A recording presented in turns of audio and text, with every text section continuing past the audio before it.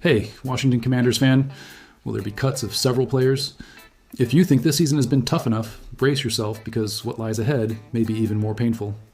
We are on a bye week with a dismal record of 3 wins and 8 losses, and it's time to face reality.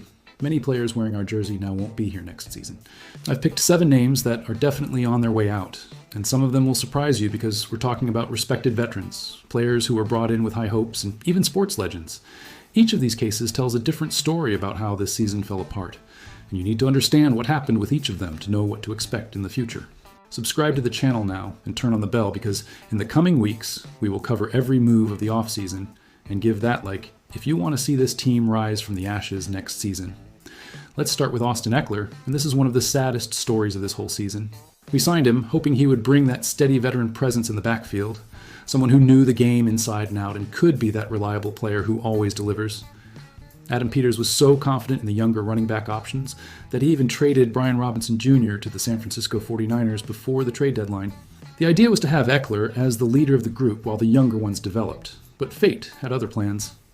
In Week 2 against the Green Bay Packers, he suffered that devastating injury that no one wants to see, a torn Achilles tendon. It was demoralizing for everyone because this is an injury that ends the season and puts a giant question mark over any player's future. Ekeler has made it clear that he does not plan to retire. He is working hard on his recovery and is confident he will come back even stronger, which is admirable considering the gravity of the situation. But let's be realistic here.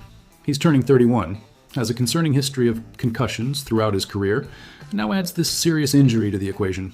The Commanders desperately need to rejuvenate the roster, and spending money on a veteran running back coming off a major injury simply doesn't make sense from a team-building perspective. His presence was greatly missed this season, that's undeniable, but the reality is he will likely get the green light to try his luck elsewhere. It's a tough situation because everyone likes him as a person and player, but the business of football is cruel. Another player who is unlikely to return is Noah Brown, and this is another story of expectations that were completely frustrated by circumstances. Washington offered him a 1-year contract to stay with the team this offseason, which represented a big vote of confidence, especially considering that his 2024 season had ended with that serious internal injury that required kidney surgery. Everyone was hoping he would make a full recovery and contribute, but bad luck continued to haunt him. During mandatory minicamp, the guy had to be carted off the field, which hampered all his summer preparation. He returned in time for Week 1, but managed to play only 2 games before getting injured again, and since then, it has been a constant struggle. The Commanders ended up placing Brown on the injured reserve list when it became clear that his recovery wasn't going as expected. He is gradually progressing now, and there is a small chance he might play at some point after the bye week. But honestly, that would be the perfect time for the organization to go in a different direction. The biggest quality of any player in the NFL is availability, and unfortunately, Brown can't stay healthy. He's a good player when he's on the field. I have no doubt about that, but you can't count on someone who is always in the medical department. It's sad because the guy works hard and wants to be out there helping, but sometimes the body just doesn't cooperate, and the team needs receivers who can play week after week. Nick Allegretti is another name that should leave Washington, and this case shows how things can go wrong even when you do everything right on paper. The organization believed he could become a long-term starter on the offensive line, so much so that they offered him a 3-year contract after his brilliant performance with the Kansas City Chiefs in the 2023 season that ended with another Super Bowl. He came in with solid credentials and high expectations, but he just couldn't find the necessary consistency. In his first season as a starter at left guard, he struggled greatly, and it seemed like he was going back to a backup role when we brought in Laramie Tunsil and moved Brandon Coleman to that position. The organization still tried to give him a chance on the right side until Sam Cosmi returned from injury. But, just like what happened the previous season, Allegretti struggled right out of the gate when he got this new opportunity. The Commanders pulled him from the starting role after just 2 games, and since then, he rarely appears in the offensive rotation. The guy still has another year on his contract, but it would be surprising if Adam Peters doesn't end that experiment before the deadline. Sometimes signings just don't work out, and it doesn't help to insist on a mistake just because you've invested money. It's better to recognize the mistake, cut your losses, and use those resources elsewhere. Allegretti will likely find another place where he can succeed, but clearly, it's not going to happen here in Washington. Now let's talk about a name that hurts much more, Bobby Wagner. Look, there's no doubt about this guy's credentials. He is a future Hall of Famer with 14 consecutive seasons of over 1,000 tackles. He was a key force in the culture change that happened here last season, bringing that winning mindset and professionalism that was missing in the locker room. But the reality is that the flaws are starting to appear this time in a way that can no longer be ignored. Wagner continues to be a force among the tackles. He is a solid defender against the run and still manages to be effective in blitzes, but there are other areas where he has become a glaring weak point that opposing teams are exploiting with alarming frequency. His presence in the second line has never been significant in coverage, but age is weighing on him now in a way it didn't before. When he's isolated against receivers or running backs in open space, he tends to give up explosive plays that are costly for the defense. This is further exacerbated by the failures of the other players around him, creating a situation where the entire defense suffers.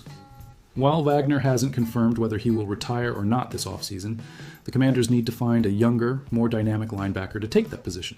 It's hard to say goodbye to a legend like him, but football is a sport where you need to make decisions based on what the player can do today, not on what he did in the past. Marshon Lattimore is another case that represents a significant disappointment because his signing signaled that Washington was ready to compete for the title. Peters acted decisively to secure the services of a cornerback, with the potential to be a relentless defender, someone who could elevate the defense to another level. But Lattimore never fully recovered from that thigh injury he had when he arrived here via trade. He bravely tried to overcome the pain and play, but he didn't have the same physical condition, and that became evident on the field. Even with a full offseason to recover and adapt to the defensive scheme, expectations were high for better performance in 2025. But problems continued.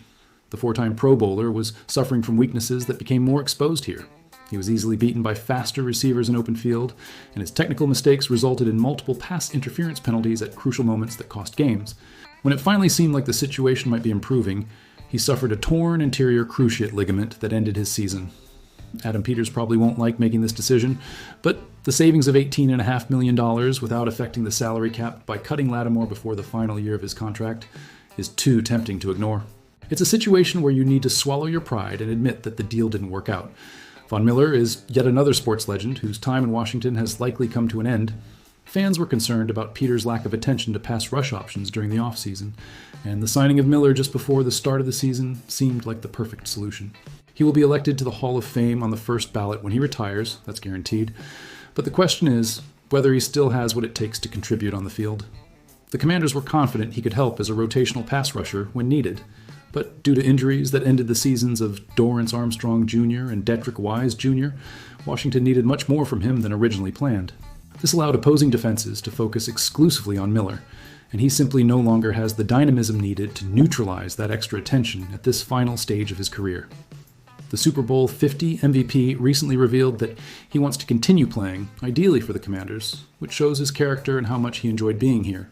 But the reality will likely be very different from what he desires. The team needs to invest in younger pass rushers who can be part of the long-term solution, not just temporary patches to cover immediate holes. It's hard to cut a living legend of the sport, but it's the kind of tough decision that needs to be made. And to wrap up our list, we have Andrew Wylie, yet another offensive lineman who will likely be looking for opportunities elsewhere. The Commanders identified him as someone capable of being a long-term starter when he followed Eric Bieniemy to the franchise in 2023. He immediately became the starting right guard and did not allow many sacks, but the inconsistency in individual plays was always evident. He retained his spot in 2024, but the same complications continued to arise, and Peters had seen enough. Using the 29th overall pick in the draft to select Josh Connerly Jr. relegated Wylie to a backup role, although he found himself back in the spotlight when Allegretti struggled. Wylie brought the necessary stability at a critical moment, but when Sam Cosmi received the green light to return, he found himself back on the bench again. At this phase of his career, the player likely wants the opportunity to be a starter somewhere, and the Commanders don't want to spend too much money on veteran backups when there are so many other needs in different areas of the roster. It's a separation that makes sense for both sides, allowing him to seek a starting opportunity elsewhere while Washington frees up resources to invest in other, more urgent positions. So, look at the situation we're in. 7 key players are likely not to return, and this will require a significant roster rebuild. We have more than 30 players with contracts ending, and over $100 million available under the salary cap, but that doesn't magically solve everything. With only 6 draft picks available, Peters will need to be extremely judicious in every decision. The question I leave you to ponder is, considering all these players leaving and the urgent need to rejuvenate the roster, do you believe Adam Peters has learned from the mistakes of this season and will make the right choices to lead us back to the playoffs? Or are we doomed to repeat the same mistakes by betting once again on expensive veterans instead of building through the draft and developing young talent?